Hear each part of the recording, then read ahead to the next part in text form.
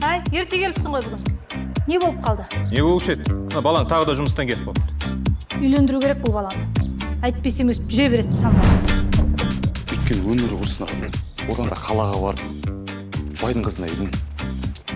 Әкесіз кетіп қалай ба қалаға? Кету керек қой.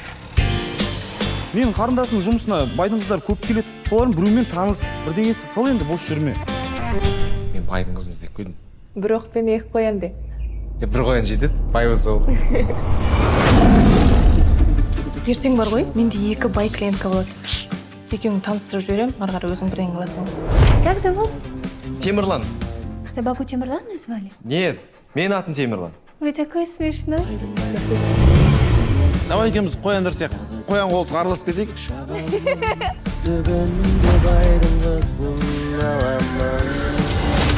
Сонымен қалаға не үшін келдің? Байдың қызын алуға келдім.